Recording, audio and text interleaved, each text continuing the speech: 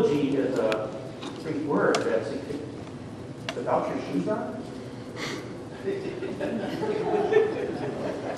Without your shoes on? Right over there. Would your dad approve of this? Absolutely. Absolutely. Okay.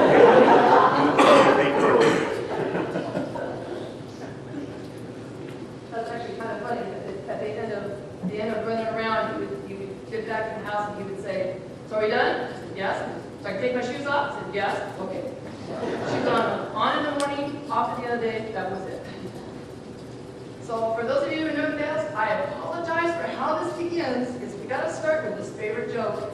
I'm sorry, you've heard it before. I apologize. My dad will tell you, I was born in Cloverdale, Indiana, and making a Hoosier. And you know what a Hoosier is, don't you? And then you would all say, "No, Ken, what's a Hoosier?" And then he would tell you over and over. My mom couldn't stand that. My dad couldn't stop it. So it was what it was. He was born in Cloverdale, Indiana. He was born in a log cabin. So we have a log cabin in his honor here. He was the last Walker child to be born in that cabin. He had three sisters. One of them died when she was very, very young. 5 brothers. One of them is here with us today, and I hope he will, he's here with his wife, Tina. I pray that you would take an opportunity to meet them. He's a much taller version of my dad, so you'll be able to spot him easily. He also has a little more hair. I'm trying to be delicate to both of them. I love them both. So, but very special. I'm also take time to say hi to them, please. My dad did graduate top boy in his class. He was very proud to tell us that. I grew up teasing him, and now Heather, the grandchild, is taking up, took on my role teasing about it. I said, "Did you number 1 in your class?" And he said, "Well, no, I was number 3, but I said, well, so you're beat up by 2 girls?" And he would say, "Well, it didn't count because they were my cousins." So he was number 1 in his class in high school. He went from high school into the service, and then from the service he went to Tri-State College in Northern Indiana, and that's when he earned a bachelor's degree in electrical engineering. He served in the Navy, and that is how he met my mom. And my mom loved this story, so I'll share with you that she was in nursing school, and she and her sister had a childhood friend who went on into the service. He was in the Air Force, and so they regularly corresponded. And he wrote her a letter back, and had been some time in returning the letter. And he said, "Well, cadets are very, very busy. You can just ask one of them." And you all know my mom, so she said, "Well, if I knew one, I'd ask one." And so he sent her a list of cadets, some of whom were married, by the way. That was Ross's joke. But sent her a list of cadets and threw in a sailor just for good measure. And she and that sailor corresponded for about 2 years. In her words, just letters only, just description, nothing fancy, nothing frilly.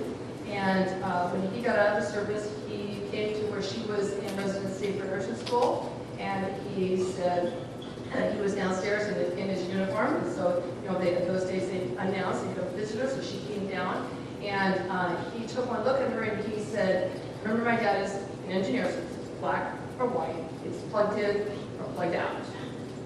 So he looked at her and he said, "You're short." She said, "Yes."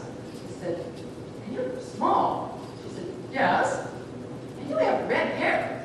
And she said, "Yes, I told you all that." He says, "Yes, but I just pictured somebody taller, bigger boned, with auburn hair."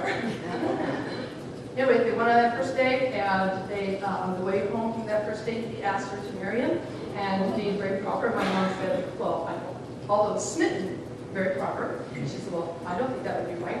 We know each other."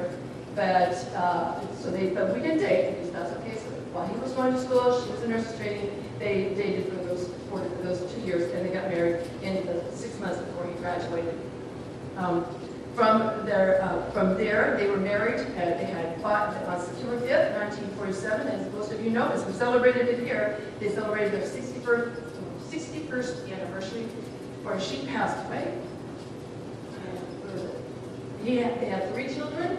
We're going to do the numbers today. 3 children, 4 grandkids, and 2 great-grandkids. He's very proud of all of them. As for his occupations, he would say work, work, work. He did appliance repair and small electronic repair on Montgomery Ward. in St. Louis. He then got a job with Hughes Aircraft and moved as an electrical engineer and they moved to California. From California, they moved to Tucson, and that's where I was born, and my older brother back here, to the photographer today, that's where we were born, and then from Tucson, Arizona, they moved back here, and that's where my younger brother was born, as he was working with General Dynamics. From General Dynamics, Aerospace, he went to Poway Electronics. And somewhere I remember I was in high school, and he saw the way that the future was real estate. And so he studied for the broker's exam. I remember all the paper stuff all over this bed. He studied every single night.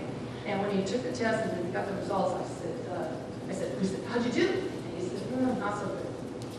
Yes, because we're in high school struggling, right? Yes. He goes, I missed one. I mean, who even does that the first time around? Misses one question on this broker exam. That would be my dad. Really, really brilliant. Loved school, loved learning. Felt that you didn't need to know everything, you just needed to know where to go to look it up. Felt it was really important to challenge ourselves as we go through life. So from there, he got into suburban realty. Some of the realtors are here today, and it was really exciting to see them doing suburban realty. And so, you know, the key word would be patient. Thank you, I hear you. He was an avocado grower in High Valley with good friends and neighbors that are also here today. And he also, somewhere in there was a laundromat, dry cleaners, and also a travel agency for about 2 years. For fun, my dad loved to golf. He loved to be on the greens.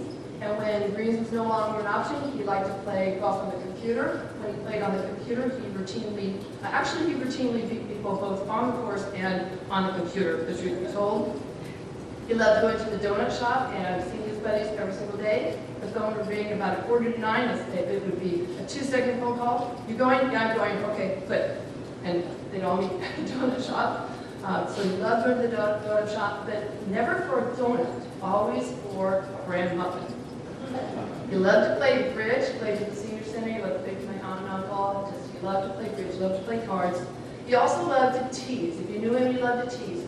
So we grew up being, Dad teased us when we were little kids, and he loved it. When we grew up, we teased him back as grown-ups, and he loved it. And then we had grandkids, we had the children, and he loved to tease his grandkids. And now that they're grown, the last several years, they've been teasing him back, and he loved it. So that's what he did for fun. It was really just having a good time with family and friends. He spent the last few days with Elite Manor in Escondido. Fabulous people. And you know, when Mom died, we never could really get him back into life and living again. And we said we would take him, like Brian would take him. We'd take him to a football game. We'd take him to a movie. We'd go to Brian's house and see him. We'd go out to dinner. Whatever we did to try and get him out of this empty house. About 2/3 of the way through the game, or like with 5 minutes to go, he'd say, well, I think I should go home now. And that was his key phrase. He just didn't know what to do when he was away from home. But he always came here and then was ready to leave. This place always gave him courage and always felt glad about the here. So for that, we really thank you. Whenever you run across my dad, you'd say, hi Ken, how are you? And he would say, I'm still here. About 6 months ago, I was talking to his dentist, and his dentist, you know, we were talking, he says everything was great, and he goes, by the way, I told you, Dad, hey, Mr. Walker, it's good to see you. He said, yeah, I'm still here. And he says, you know what? I told you, Dad, you've been singing that song for 15 years, and you need a new tune. I said, yes, I could never get him to stop saying it. I told him it was depressing. I could never get him to stop. But now it's a faith.